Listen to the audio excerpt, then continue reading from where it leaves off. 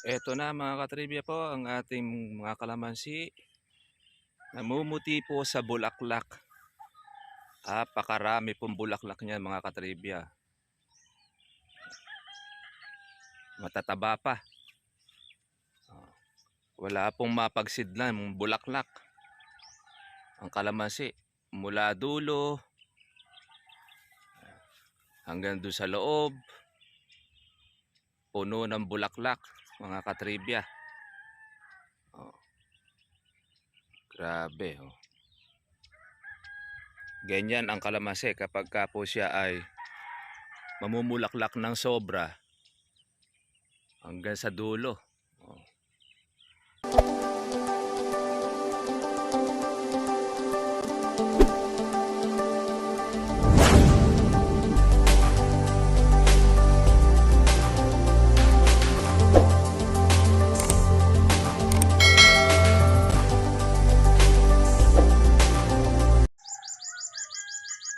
Eto na mga katribya po ang ating mga kalamansi.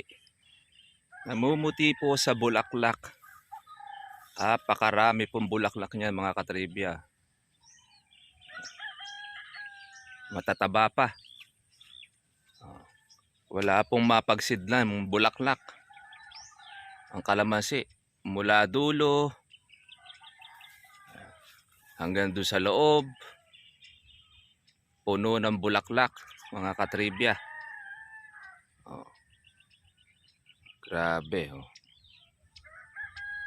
Ganyan ang kalamansi kapag ka po siya ay mamumulaklak ng sobra hanggang sa dulo. Ang tataba naman po ng mga bulaklak. Bukod pa dyan ay meron pa tayong mga buko.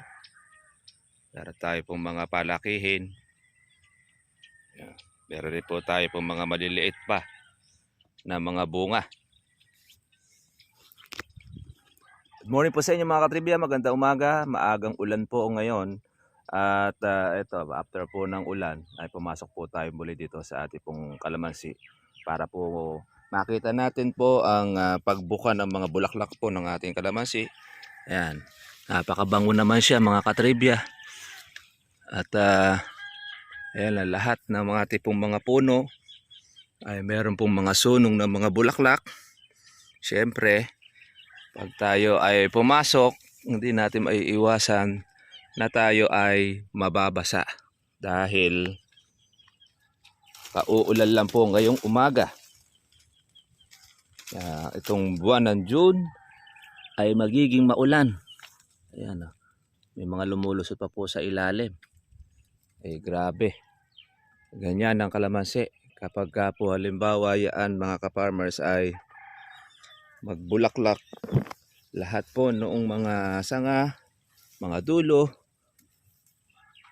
ay makikita ninyo kung paano siya magbulaklak ng napakarami.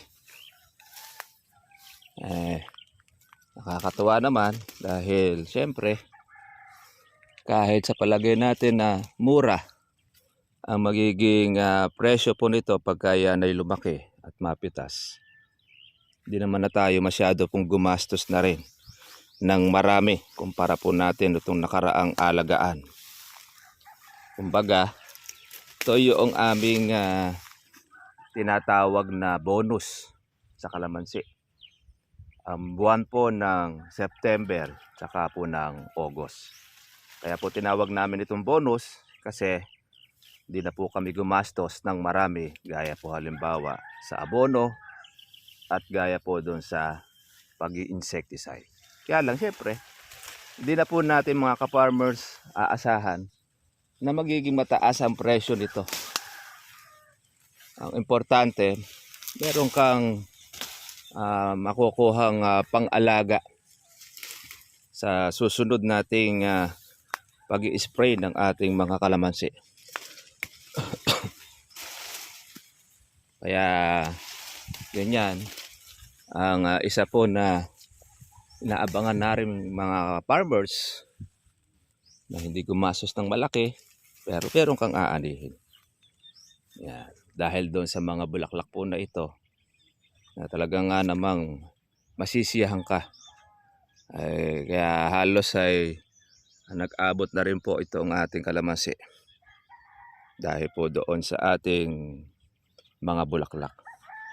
Ayan, sigurado pag sumuot po tayo, katumbas po niyan ay naligo na. Kaya hahanap tayo ng po pwedeng pagsuotan para sa ating kalamansi para maiwasan natin ang ligo. Okay, dito, suot tayo. Grabe oh. Alam mo siya ay sa pagita. Ating mga alaga.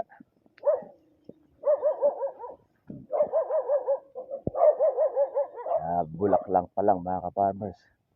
Panalo na sa kapal.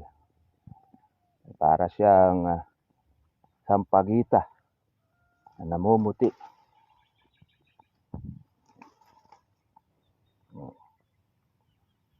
Saka maganda po mga ka-farmers po yung forma ng ating dahon. Yan yung time na tayo ay puro patubig no pong nakaraan. At nag-stop tayo ng ating pong patubig. Siguro halos mga 3 linggo hindi tayo nagpatubig. At nung magpaplano tayo mga ka-farmers ng ating pong pagtutubig, nababalitaan na po natin na meron na pong pag-uulan sa iba-ibang mga lugar. Hindi na po tayo mga ka-farmers po na nag-andar. Kaya naman, nung makatikim po ng malakas na ulan, itong ating kalamansi, ito na nga siya. Ang dami na po mga bulaklak. Kaya tanin nyo po, pati na rin po yung mga damo natin ay matataba na rin. Hindi pa tayo po makakapag-spray ng ating herbicide dahil makulimlim. Tanggalan lang po tayo ng ating pong mga baging sa ating kalamansi. Kaya wala po tayong problema sa bulaklak. Farmers, sagana sa bulaklak. Ngayon, patag-ulan.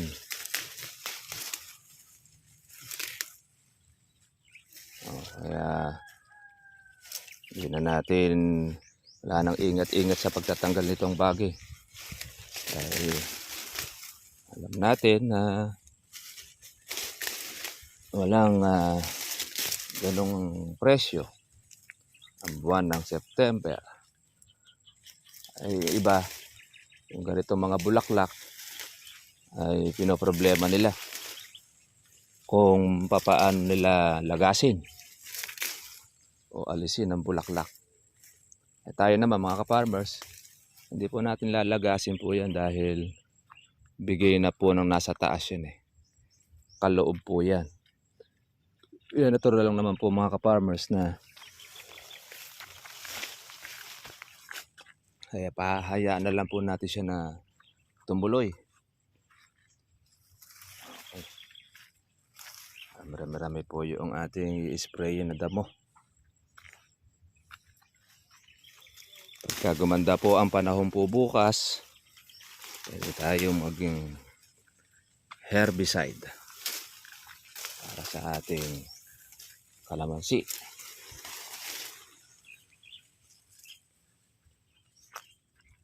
Yan. Yan. Namumuti sa bulaklak. Grabe. Grabe ang bulaklak.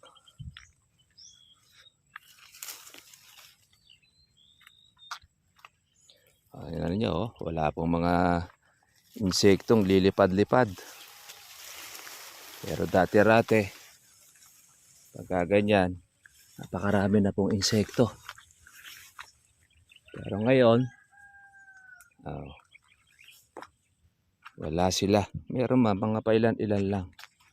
Compare natin doon sa talagang dati. Ayan. Masyado. Ayan, tutuwa po tayo mga farmer sa bulaklak. Sobrang kapal. Problema natin ito. ay sigurado lungay-ngay na ang ating kalamansi rito pagka ito ay magtutuloy. 1/4 lang po ang magtuloy nito, mapupuno na ng bunga ang ating kalamansi dahil po sa bulaklak.